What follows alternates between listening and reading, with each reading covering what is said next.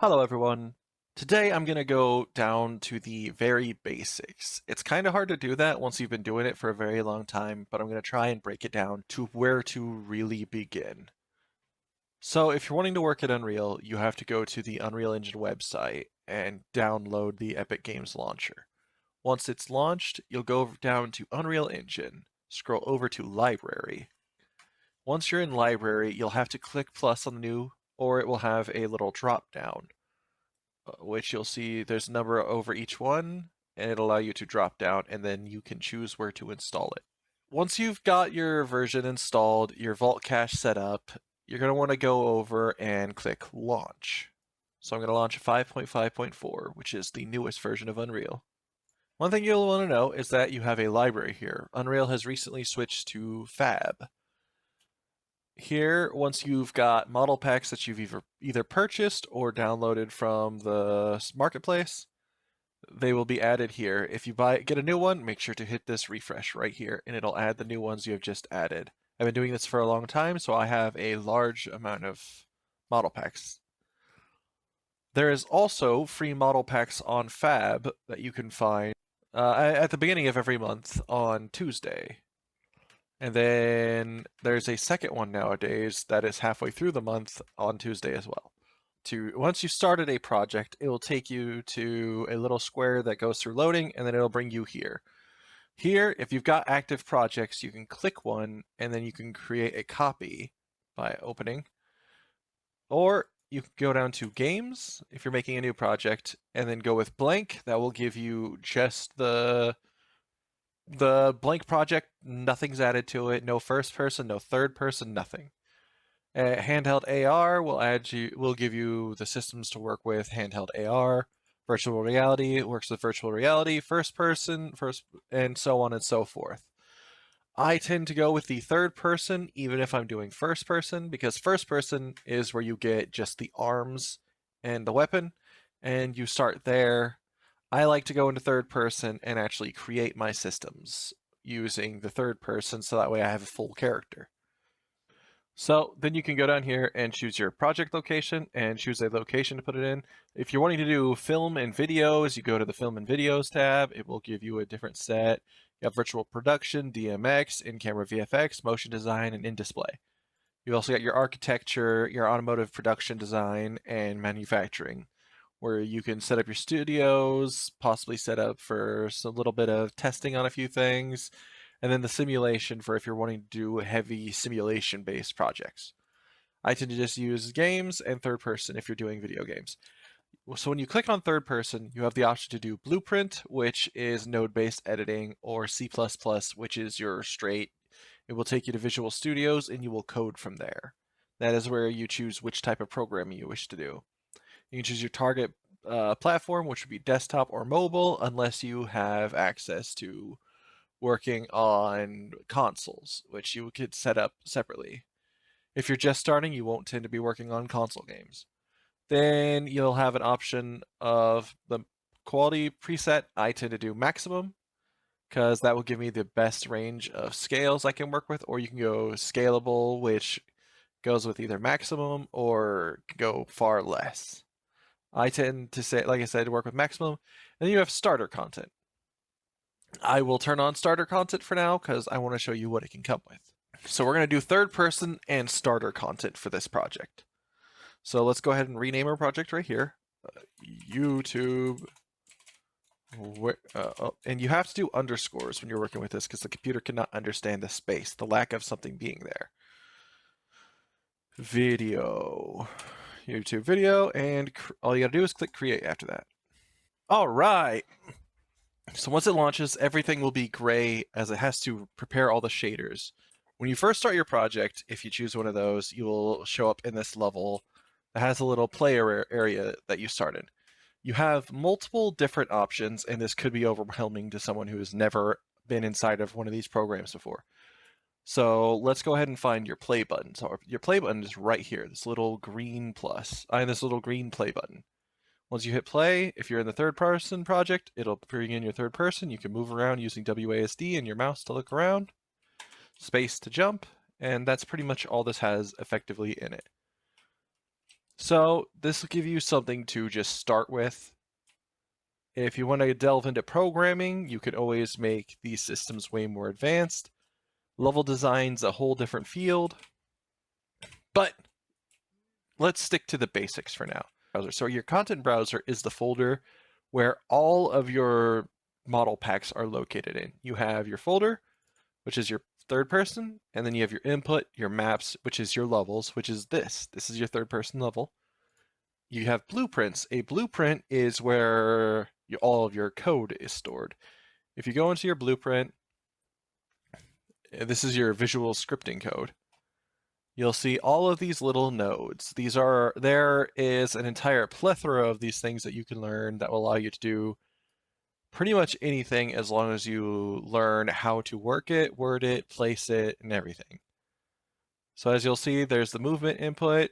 It gets through, adds your movements, control rotate, forward vector, and then add movement input. If you look at this and study it, you can actually learn how they made the third person character. Your camera boom. If I click over here to viewport, this is the event graph, by the way. This is where you will see the events that your code is going through. If I go back over here to this tab, it is called your viewport. Your camera is connected to a boom, which controls how far away from the character the camera rests. If I move the camera around, like a little to the right, and then I hit compile. If I hit compile, it will put all the code that has been edited or any character or item moved in the blueprint, and it will save that. It'll compile that data to where it can be used. If it fails, it will error out and your blueprint is void. You can't use it. You have to edit it and get rid of those errors for it to work. So if I control this by clicking the boom, I move it up to the head, or if I want to be a little fancy, well, I'll show you the basics first. So if I move it up, you saw where the camera was located before. Here's where it is now. So now it's a little over to my shoulder. I'd say a little too far to the right even, and it's pretty far back. So if I wanted to go a bit more of a dynamic camera angle, something I would prefer would be more of like 150 maybe. Let's go 150. And the camera can be slid over to the left of it a little bit and compile. So once we hit play, you'll see now we've got this really dynamic little camera over the shoulder. The character will not follow this. You'll have to go through and program that yourself, or you could purchase a pack in the Fab Marketplace and add that into your project. But this is how you get the camera to at least be adjusted to be a bit more of a dynamic location. So some very, very important basic stuffs when you're going into level design. If you click an object, you'll notice it gets this yellow outline. You can actually adjust that inside of your settings. But we'll go into that in a moment. But very important is this little arrows. You have blue, red, and green, which is X, Y, and Z.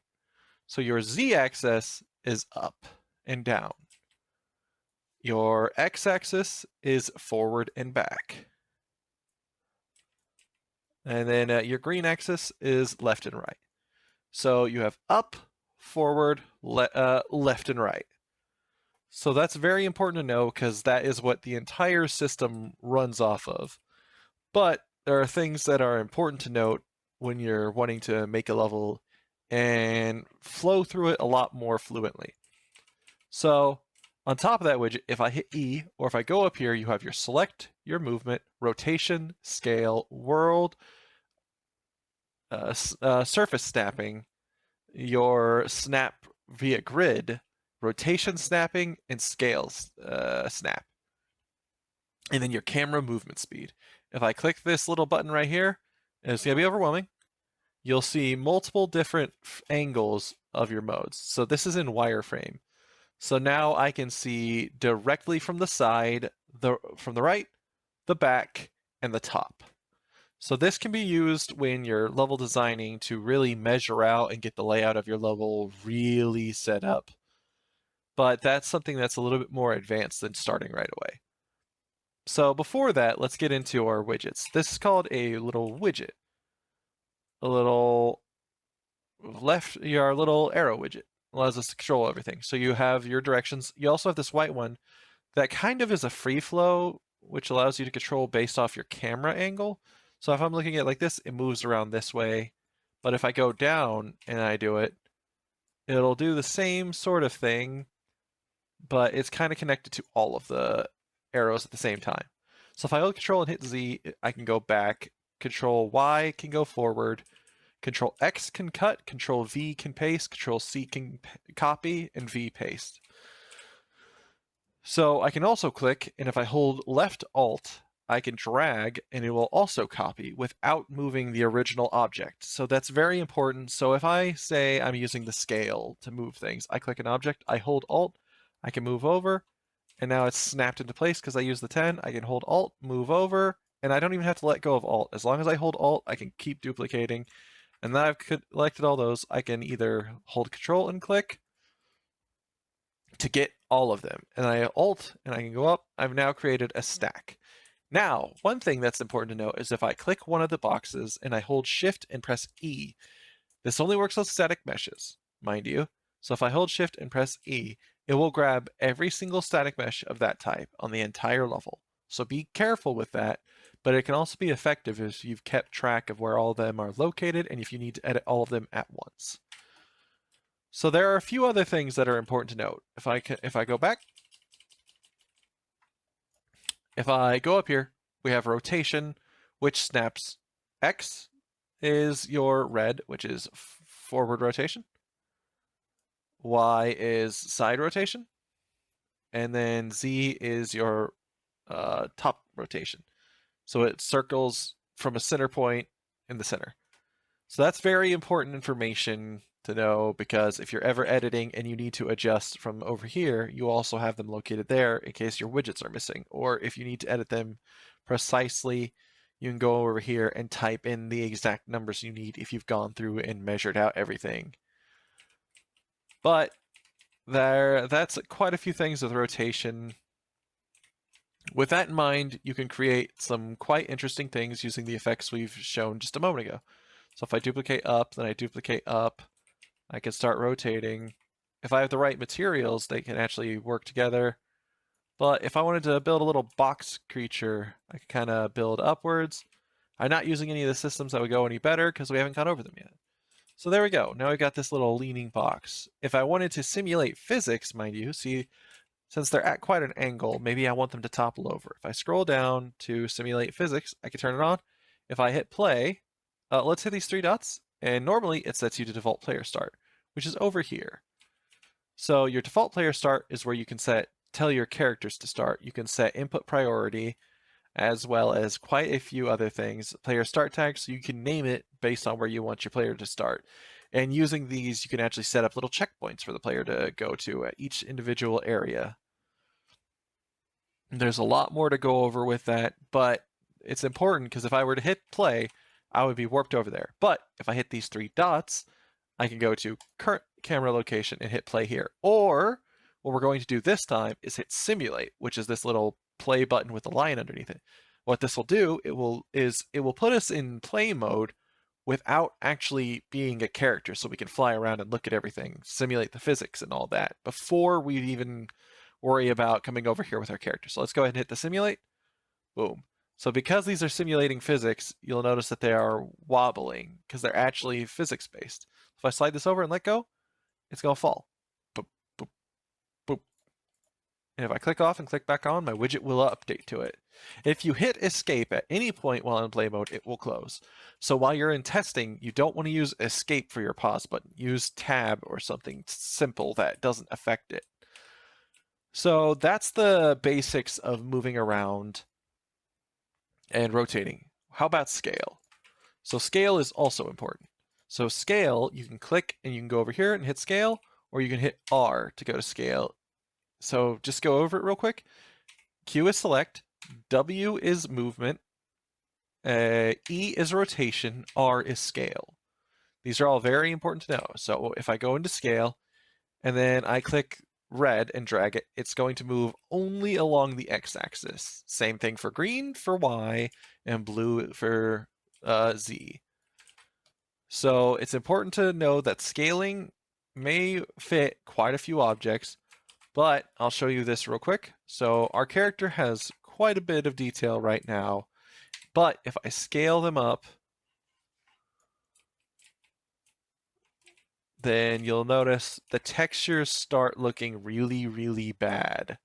That's because we're opening up, we're expanding a mesh that was never designed to be that large. So it's taking this little square image and it's like expanding it. And that is adding so much space that the little tiny details that we had are starting to grow, and the pixels that were there that were so tiny you would never see start to expand and grow to more pixels, so now we're starting to see them. So it's the same thing that works with images, because textures are just images that are wrapped around an object in order to display features. So scale is a very, very, very powerful tool if used correctly. So as I said before, there's a little scale. If I click this, I can drop it down to 0.03 and it'll scale really slowly to small degrees. You'll see the little snap, snap, snap, snap. Or I can go big and go up to 10 and you'll see, bop, it instantly jumps 10 on the scale. So everything edited has to be adjusted for size. So some interesting things to know. If we take this and we duplicate it over, we're going to go ahead and add one of our starter content that we added in here. So if I go to props, sorry, not props, if I go to materials, which a material is what you take your textures, put them inside of in order to build something. So if you want to build a baseline material, we'll go into these bricks. You have base color, which is also albedo. You can take your base color texture and you can connect that into the base color. You have metallic, which is how metal something is also somewhat how reflective it is. Specular, which is how specular an item is. So if you're wanting something to look slightly plasticky, you can add a bit of specular. It can also make something a bit shinier. So though using that and metallic together are very important. There's a lot to go over for those, so I'm just giving you the baseline understanding. Roughness is how rough a surface is. So for example, we see these bricks. They're not super reflective. If I disconnect right here by holding Alt and clicking, I can right click, and you'll see that this is super shiny because the roughness is at 0. So because there's 0 roughness, it's pretty much like a flat mirror. The only reason it's not 100% reflective is because if we look down here, there is a normal map connected. If I disconnect that normal map, the entire thing will become as though it is just glass. So because we have ambient occlusion, it's messing up and having issues, but you'll see it can straight up reflect everything. So what we wanted to come in here for is we actually want to use a bit more of a calm material. By the way, you can also use emissive for things like lights. If I drop something in there real quick, I can hold 3 and hit and click to drop a constant vector 3, which is your colors. If I drop that into emissive color and then I add, let's say, white, it becomes glowing white. And if I drop that on something with this emissive color on there, it is now glowing. If I turn it up even by holding M, clicking, then I drag it into the A, and then I hold S and click, that'll create a scalar parameter, which we will get into in another video when we go over materials, if I ever do one, which will be emissive intensity. I know I misspelled it. I'm not too worried. I'm more worried about your time than I am spelling it right. So let's connect the multiply into the emissive color. So right now it'll be the regular brick. If I click apply, which is pretty much the compile from Blueprint, it'll apply everything we have edited. Now if I set this to, let's say 70, let's go a bit egregious. You'll see that it is now glowing heavily. because we are in Unreal Engine 5, it will also emit light along the floor. So if I duplicate this floor and raise it up with the systems we've already learned, we have now created a very lit room without having a single light in here, because the emissive is using lumens and the global illuminations to create a light that bounces around using indirect lighting, which we will get into later at a different video. So all of this is important because if we want to use scale, we need to know a few things. So let's go ahead and disconnect emissive. Normally you would tidy this up as well while you're going. I'm not going to be keeping these edits, so it's fine. These have the bump offsets. We're not going to worry about that. You'll see these texture coordinate offsets. So this is important. So we'll see, is this scaled? So there are 4 and 4. So that's why the bricks look weird. If I go over here to this, it is 1, 1, 1. So if I drop the bricks on there, so we'll notice that the bricks are massive, but they're also meant to be massive. You'll see these little textures are large. So if I click through here, you'll see all of these are set to 1. If I go over here, these bricks are stretched, whereas these ones just look too large for the object. And then if we drop it on the wall, we'll get a different shape. It is extremely stretched. If I click the wall, you'll see that the scale down here is 33, 1, and 4. So what I would want to do is I would want to click the object, set the first U tiling to 33, and I want to do this to all 3 of them before I go in and apply. And then I want to set the other for 4. So this seems to be affecting our dirt trail. And if I hit apply, you'll see our dirt should match up. The bricks will not, because that's not what we affected. If we look, we can see the dirt is actually scaled properly, whereas the bricks are not. That's because the texture coordinate volume is not actually set to work together with this. Our bricks are actually set down here. So if we want the bricks, it is at 0.5. So that's why the wall over here looks strange. If we set it to 1 and 1, and we hit apply, this should actually clean up a lot. See, now your bricks look really nice over here. So you'll notice over here does not. So what we want to do is scale up to the scale. So 33 and 4. So once we're done doing that, you'll see that this material looks small width, but our wall is stretched wide. So as we hit apply, you'll notice the brick wall now looks incredible. So that is how you work with materials. You want to go into your material, and here is your texture. You have your UVs, RGB output. You usually use RGB unless you're going to more advanced material.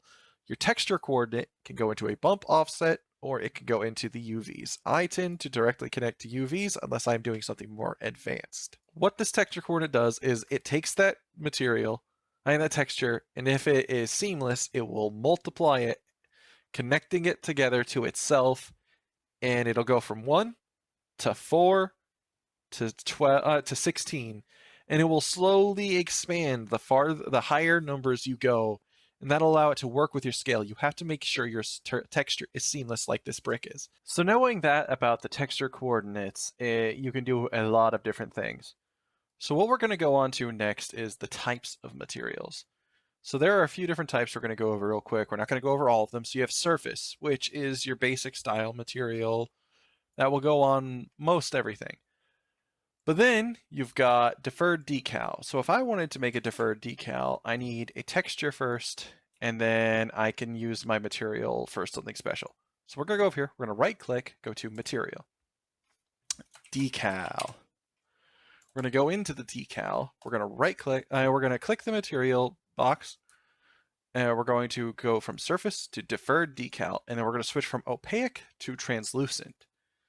So this is important, because this is what's going to allow the decal to go on damn near everything and be fully visible.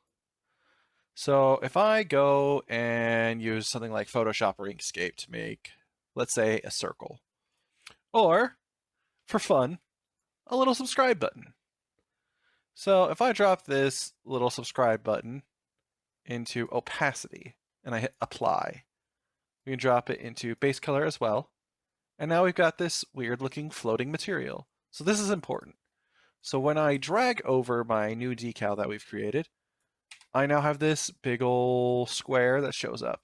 What this is, the arrow points in the direction that you're painting this onto. So this decal is now sitting on the wall. So now I've got this strange looking subscribe button. Sorry, I had to make a really shitty joke.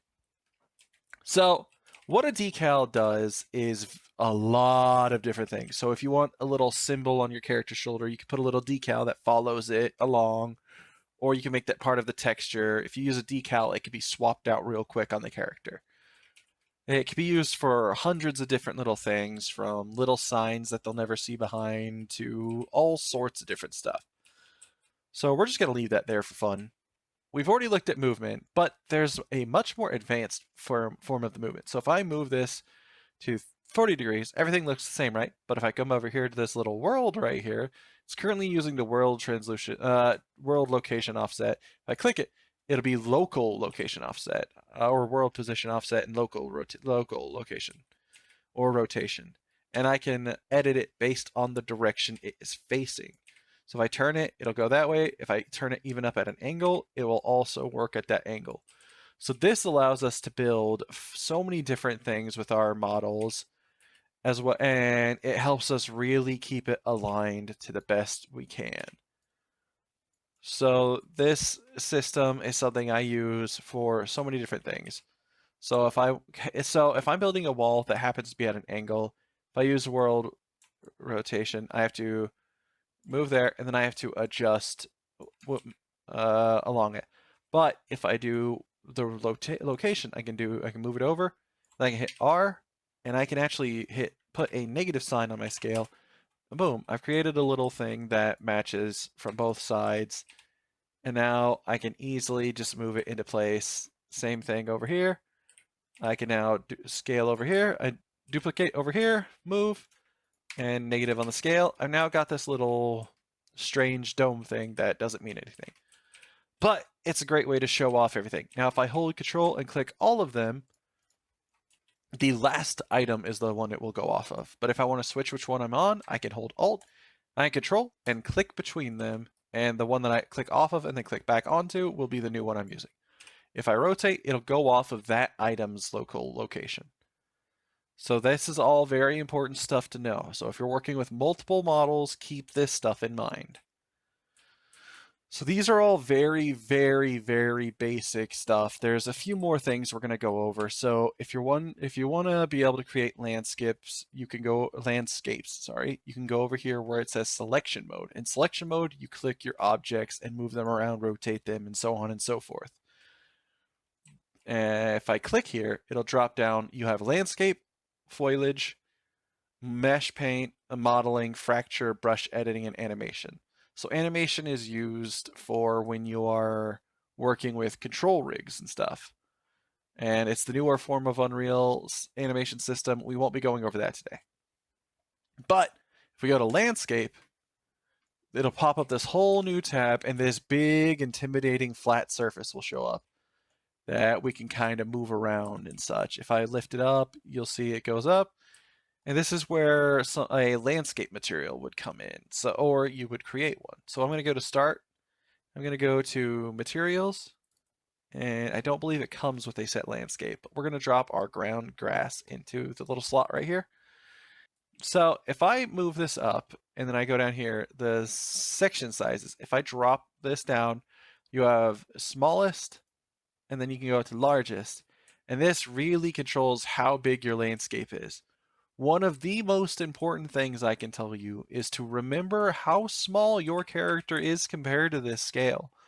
So if I drag up my little grass, put it here, and I hit create, I can then go over to paint.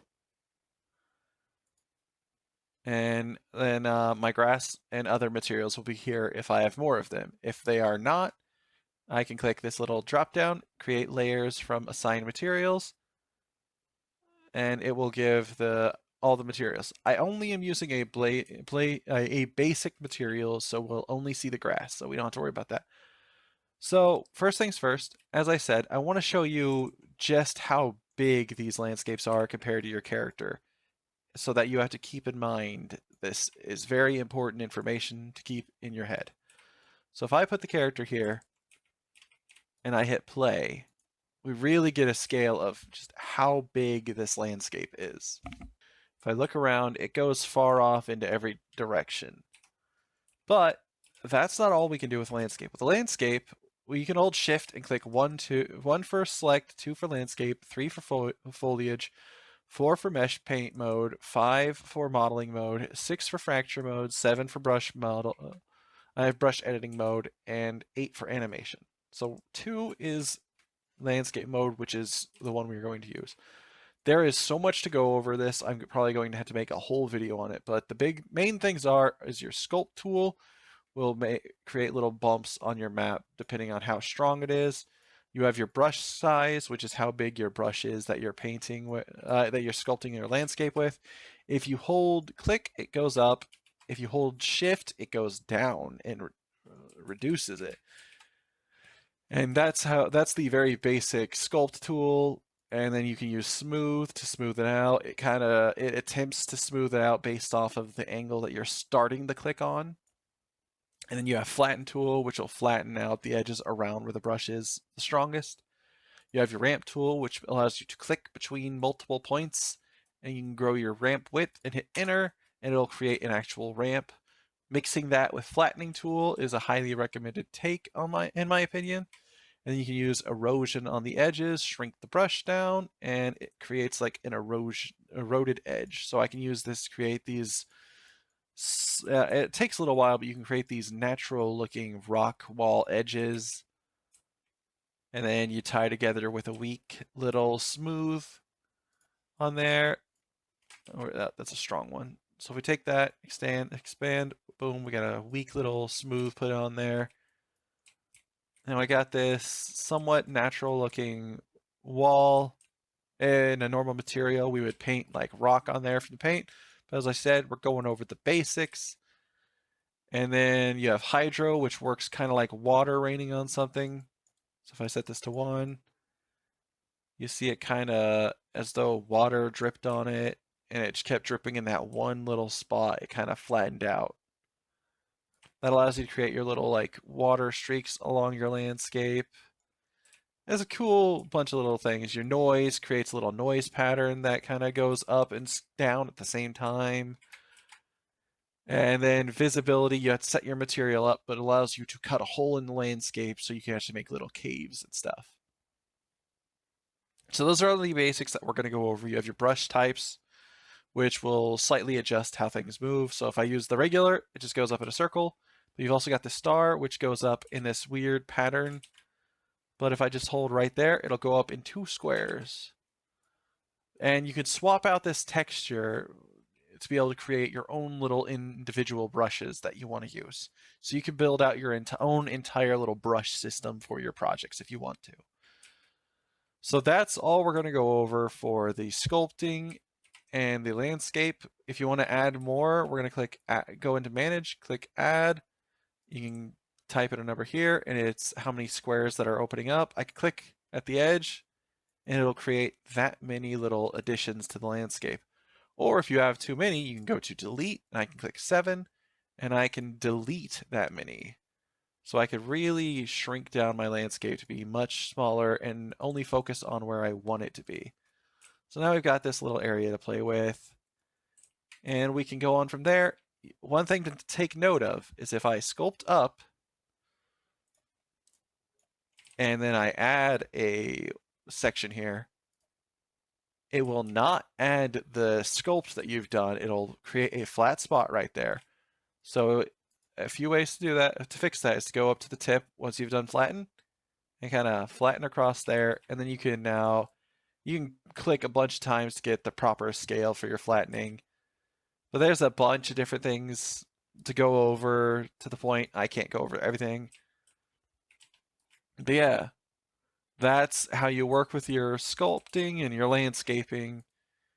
And if you want to import, you can. You can create a second landscape on top of it. And a few other things. If you have a texture that is your entire landscape system, and I go to manage, new, I can go over to height map file.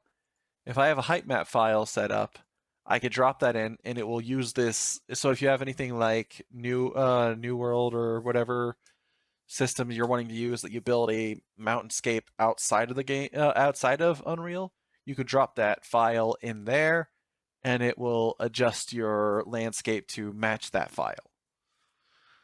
So that's what we're going to go, that's all we're going over with the landscape in this video.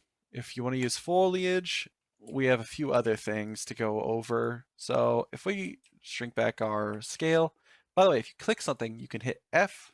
Oh, let's go back to select mode. If you click something and hit F, it will take you to that object. So if I want to go over here and I hit F, it'll take me there. Let's say I have something that's way over here, way off in the distance, and I don't know where it's at. I can go find it, and I can click F, and it'll take me right to it. So that's something to know. If I hold Control and I click a number, I'll set a bookmark. Let's go over here, hold Control and click number 2, hold Control and click number 3. I can click the number right now. So if I hit 1, I can hit 2, and I can hit 3. That takes us to these bookmarks that we have set. So if we have a massive level we're working with or specific areas that we are working on, we can click through those. This is all very useful information that you can actually go through on your projects. But yeah, that is all very basics. So if you're wanting to add a sky, let's say you're in a blank level, you don't want to start with nothing. So you pop in, it's all black. So what you do is you go over to this cube, and you have a bunch of different things. If you have Quixel Bridge, it's on here. Same thing for your marketplace. It'll open up the marketplace, and so on and so forth. So a couple of things. If I click here, basics will have actors, which will drop in a empty blueprint. You drop in a character, which will drop in a basic blank character blueprint. Same thing with pawn, but then we got point light, which is a circular light. If I drop this in, I have a light that works in a sphere. So that's all good to know. If I hit G, it can show and hide these little widgets. Yeah, that allows us to see where they're located. So if I have 10 of the, let's go with 3 right here. I hit G, I can see where they are, but I can't edit them without seeing the little widget, or I can go over here and click my light. If I press G, I can click them and edit them from there. So there's multiple different types of light. So let's go ahead and create a sky first, then we'll worry about our lights. So what you're going to want to do is go to lights, drop in a directional light. There's our sun and our moon. If we go to lights again, we can drop in a skylight, and that will be the light coming from the sky. We'll go to visual effects, drop in a sky atmosphere, visual effect, drop in a volumetric cloud. So now you've created a very basic sky right off the bat. There's a lot of systems you can learn for these, like the volumetric clouds. You can change a lot of these little settings to really sink in the system that you want for your clouds. So if I hold Control and hit L, while still holding Control, I can just control the sun from here. So you'll see we got a beautiful little sunset. We're going to go ahead and keep that just because it looks pretty. But as soon as you let go, it'll let go, so on and so forth. You can control it by moving your mouse around while holding Control. So there's something important. The skylight isn't updating because it's not set to movable. You have multiple types. Static will be your baseline where everything runs, but it won't update until you have the lighting built, and it is the lightest on consumption of power for your computer. Static is a light that sits in place, doesn't move anywhere, and when you build lighting, it produces shadows and such. Movable is a dynamic light that constantly updates when something moves underneath it. Go ahead and get that shadow back, but first things first, our skylight hasn't updated. So you'll notice there's these really harsh shadows, and you don't want that. Unless you do, maybe your project requires it. So a few things, set to movable, it dynamically updates. See? Normally, if I don't do that, if I had it on static, I would have to go to build and build lighting only. Preview, if you're just wanting to get the light built to be able to see what it kind of looks like. Production, if you're wanting to build your light for the final version of your product. Usually you'll work with production. Once you get a good set line going, you can go into production. And that allows you to actually see what your true game will look like. So as you'll see, just off this alone, this doesn't look bad. So just using these very basic systems, you can build so many different games. Now, we don't have any mechanics or anything. That all comes in with your blueprinting, which is something we're not going over. From here, we need to learn the types of lights. So I kind of want that little sunset going so we can get its beautiful view of the darkness that we had a moment ago. Here we go. Our skylight is back to scenic. So I have to build the lighting. Lighting only. Preview. Build. And you would do build lighting only. And so I'm going to set to movable. Everything is currently up to date now. So now we've got this really red area. What if we wanted a little lamp in here? Well, it depends on the kind of lamp you want. If you wanted an open lamp that has no roof to it, you use a point light. That goes in all directions coming from, well, you guessed it, an exact point on your screen. But there are other types of light too. The second one we're going to go over is a spotlight, which is a direct light, the kind you would use for a flashlight. The point light would be more for a lantern. So if you're wanting to do a flashlight, you use a texture, and in your materials, there's another type of material called a light function. So with a light function, you would use your emissive color to create a circle system, which I have showing in another video how to make a little flashlight. Those are two really important lights. The spotlight is used for your little security lights and a couple of other different things. It's a very important light to know, and a point light used to just be, and might still be, the equivalent of having 5 or 6 of these pointing in all different directions. And one spotlight does run a tiny bit better than a point light. So there's a few more things to know. You have your attenuation radius, which is how far that light reaches. This can heavily affect how well your game performs. So if we take off of movable, and we have, let's just go to 4 of them and show you. So if I take these, and now I got 4, 5. Now we've suddenly got these X's. So you can't have a certain number of lights colliding together at the same time, or your entire system will break. When you build lighting, these lights will not produce their light, and it will cause your game to mess up. So it's good to keep in mind, hey, I've got all these lights. I have to keep track what is connecting to another in order to build my light system.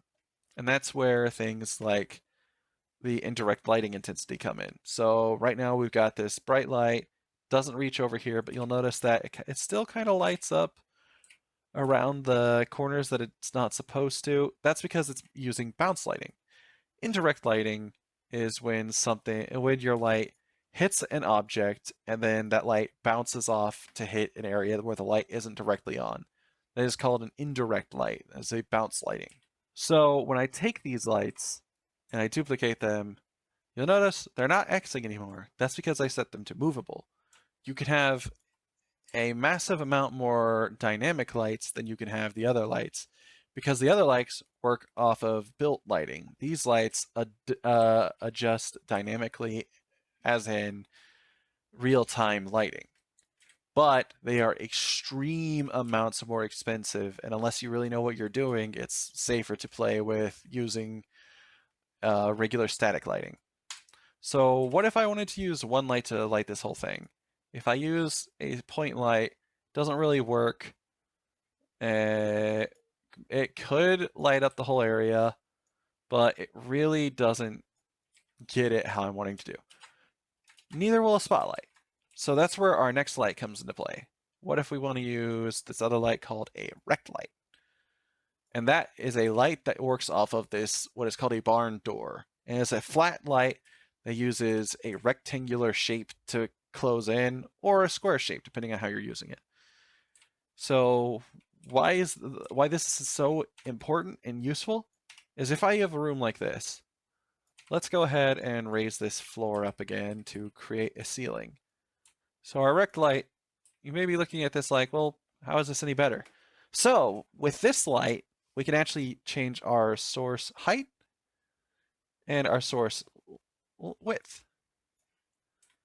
So this room is massive. So I can actually So if I go too high, the lights separate from each other and go out of view.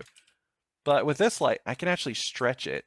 And instead of using a bunch of different lights, I can actually take this one light and I can duplicate it 3 times. So I can get here, here, and then now over here. So if I click all of them, I set it to movable, this entire room is lit with 6 lights. Whereas with a spotlight and such, it would tend to take a few extra and you won't get as wide of lighting from it. I'm going to change my camera speed because we're working in a small room now. So this entire area is lit up nice and well. So maybe you're wanting to do a very stylistic game that controls its shadows very well.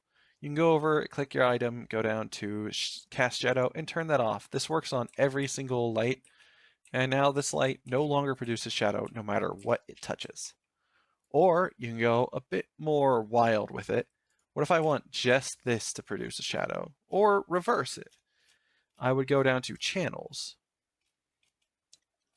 Or if you don't want to scroll down to find it, you can type search channel, and I can remove channel 0. Without channel 0, this light is no longer affected by that light. I mean, this model is no longer affected by that light, period.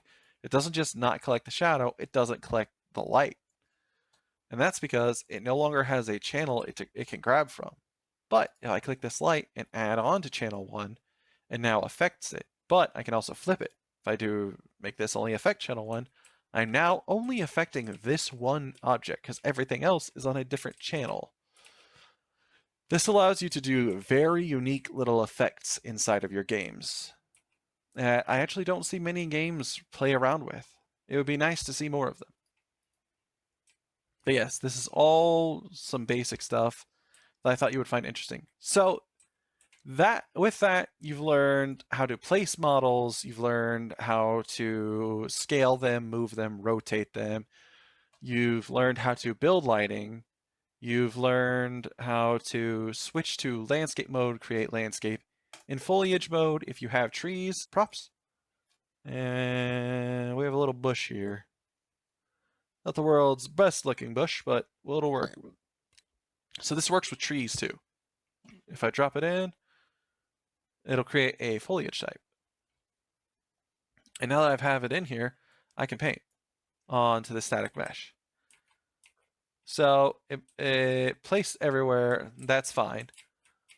So there's a few different things you can do about this. If I wanted to just paint on a landscape, which we don't have placed at the moment, you would remove the check from blueprints and from static meshes. Now it can only paint onto landscapes. Vice versa, if I only wanted to do static meshes, I can switch to static mesh and paint. So there are a few things. Brush size is the area in which you're brushing it onto the landscape. Then you have the density. If I set this to 0.1, it'll lower the amount of bushes that'll be placed around. That scales with how many you put in there. If I have 7, you'll want to go lower on the density because it scales based off of how many models are actually in there. There's far more you can do. If I want to be able to paint on little translucent windows, I can do translucent stuff. There is so much you can go over with this. You can also click single to paint a single individual one. You can go to select and I can click one and just move that mesh. Okay, so you see it's messing up, but they all return back to place. So this is only supposed to move this individual one. It seems to be having a weird glitch where it's moving those. But yes, as soon as I move it, the others return back to place, so we don't have to worry about that. So this allows me to adjust if I have a little area. Let's say I wanted to put a bush up here, I could drag over and I could readjust this bush. What if I don't like the shadow? I can rotate it and everything. And it gives me some control over where these bushes are randomly placed. So if I didn't like it, I can now adjust, and there we go.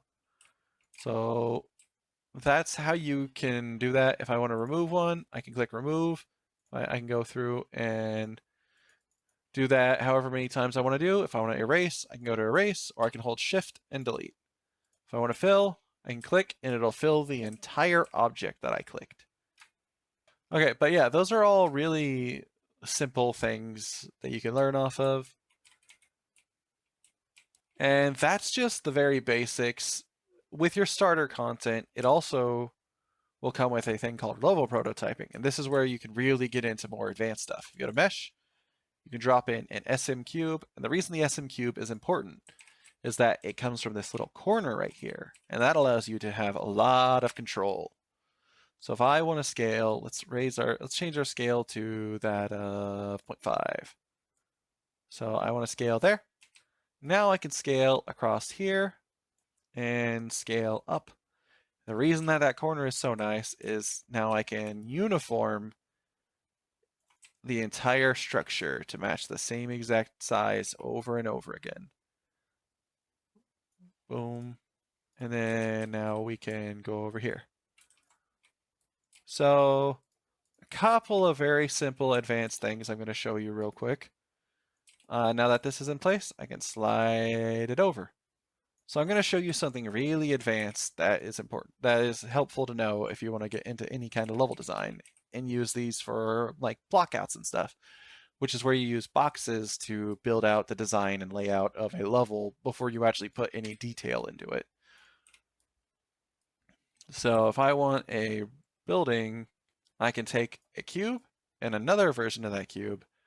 I can extend it out and now I can slide it into place. I'm going to go ahead and move my character over so I can really see them comparative on scale. I just want a little hole my character can walk through. So now I'm going to do something that allows us to see without any light. So if I click here, there's lit. I can click that and go to unlit mode. It's a very helpful tool as there's no lighting in this mode. You can also hold Alt and hit 4, that it goes into lit, 3 to go into unlit, drop down for unlit, and lit mode. You go to wireframe if you want to see the individual little vertices and your triangles for your meshes. You'll see the character is far more than the level, which it should be. A character requires far more detail because you'll see them up close and they are also in motion. So they have to be able to move and bend based off of that. So unlit mode, I can go in here and I can scale it to more match my character's height. A little bit more. Let's lower the scale, smallest. Scale up a little bit more, to the side a little bit more. Let's go ahead and slide the character over. So I'm going to cause an error for a moment just to show you how we can learn on some things. So here we go. If I click this mesh and I click this mesh, I go to section, I go to modeling. I could do this tool called in model, I can go to Boolean. Reason I want to use Boolean and not something like mesh cut is a Boolean, if I hit accept, it will cut out that hole and it'll cut the second model I click. So if I click this wall, then I click the cube, it will cut the cube out of the wall. And if I don't hit accept yet, and I go to Boolean, I can actually move around the cube and really see where it's cutting. And it allows me to adjust using the widgets that we already know of. We got our scale, we got our rotation, we got our location. So this is a very nice tool because if I hit accept, I now have a hole the character can walk through. So let's go ahead and walk through it. Oh no, there's an error. So like I said, I wanted to show you a little error. So if I ran across this, I wouldn't know what to do. But I'm going to show you what to do. Since I've done this so many times over the years, I can double click into the mesh. It'll bring up this little Boolean, which is what our Boolean mesh became. Click this little folder with the magnifying glass, and that'll take me to its location.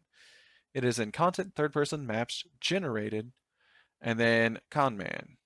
And then from here, you will see your little Booleans. And that's where your little mesh is. So the reason that you can't walk through is if I look at here, go to collision, and sorry, not there. If I go to show and then I go to collisions, you'll see that it's still got the box collision, which is not helpful if I'm wanting to be able to walk through. But if I scroll down to my collisions, I can see it says project default. I'm going to switch that to use complex as simple. And I'm going to click this little 103, and this little 103 is a save button. It's down here, and it'll be inside of your little blueprints and everything else as well. That'll bring up everything you have edited so far, and I'm going to hit save. because saving is very, very, very important. You will learn really fast how much you are agitated when you forget to save something. So when I hit play, now that I've switched it around, I can walk right through. I've created a little hole, so now I've got this little room I've built. And I can use this wall however many times I want. I want to create a whole little area. I can. And a little tip, if you're creating a box for your door, so I'm going to show you real quick. If I undo everything back to before I've created the hole. So what I'm going to do is I'm going to slide this cube out. I'm going to duplicate it. I'm going to rename it. What I'm going to rename it to is, I'm going to name it door cutter. And so the reason I did that is now I can duplicate this, slide it into place. Now I can click my wall, Boolean it out. Now I can take my door cutter, so I always know where it's at. It's called door cutter. I can duplicate it, slide it over, cut a hole in this wall. And now I've got the exact same wall in same hole in two different locations. So if I'm using the same door 100 times, I can use that same cube to cut that hole 100 different times without ever having to remake that cube. Sometimes, just to be safe, I will create an extra duplicate of the cube outside of the map so I have no way of accidentally deleting it. So what this will allow me to do is it'll allow me to create my own little systems for level design without ever worrying about getting rid of one and having to redesign it. So if I want to go up here, scroll it on down, and now I scroll it over, I created a little window. All I got to do is duplicate that out. No, sorry, let's rename it first. So, see, I used my original door cutter, but I have one out here, so I don't have to worry about it. So if I rename it, I can rename this one. We'll do it again. We'll rename it to window. I can duplicate that out, and I can Boolean cut this in. Boom. Now, if I ever want to have windows, I can just drag that window in, and so on and so forth. I can create my own little tools that are all sitting out here. And if you want to go even further, I can right click, I can create a material, red, drop that on my door. And now if I drop a constant vector 3 or hold 3 and click, I can drag and put in base color, set it to red, drag the white up because it's pure black, so there's no color in there. And then I act. Now I've got a red, and I can color code these doors, so that way I know, okay, red was for my door, blue was for my window, green is for something other. And you can even add shades, dark green. If regular green is for my door, I can use dark green for my short door or bright green for my wide door. There are so many different extra things you can do in order to create these. And so there are other things that you can do. Like if I click this wall, this wall, this wall, and this wall, if I like the way they are and I never plan on editing them, I can go to actor, merge actors, merge, and then I can find a location, I can name it, and then hit save. So what I just did is, so there's the 4 right here. I could still edit these, but if I don't want to use 4 and I want it to like 1,000 meshes or so, I can drag it in and I can put it back over in where it was. And now I've got a single mesh instead of 4 different meshes. You'll notice there's no parts of the mesh overlapping other parts as there are over here. So I click these, you'll see they're overlapping right there. This one is just one set of walls, one set of interior walls, one ceiling, one floor. And now there's also sometimes the dealing with of parts that are colliding, they'll create inner walls. But you don't have to worry about those. Those don't tend to stack up too hard but if you want to be sure to save as much power as you can, make sure that your walls aren't colliding before you before you merge. And make sure before you merge that everything is how you want it to be. And if you want to be safe, duplicate the mesh that you have merged and put it inside of a blank level. So that way you can edit it and fix it if there are any errors in it. So that way you can adjust as you go. And then if you've merged, you can replace that merged mesh. These are all very important little things that'll help you along the way. Some very basic stuff, some slightly advanced stuff. All in all, this will allow you a really basic look at Unreal and help you get started. With blueprinting, you'll go right click, go to blueprint class, and you've got a whole slew of different things. Pawn is type of possessables, actor is an object that can be spawned in, and character is your player and has the ability to walk around. So it also might be a like NPC or something. But yeah, so that's a very large breakdown of the basics of Unreal. If you have any questions, put them in the comment section below. Other than that, I just wanted to go over and show you a really in-depth basic run-through of Unreal. So the last few things I'll go over is Windows. You've got cinematics, your sequencer, take recorder. I have a video on already, as well as a few different other things. But yeah, other than that, I hope you all enjoyed the video. I might go over a bit more of an advanced walkthrough.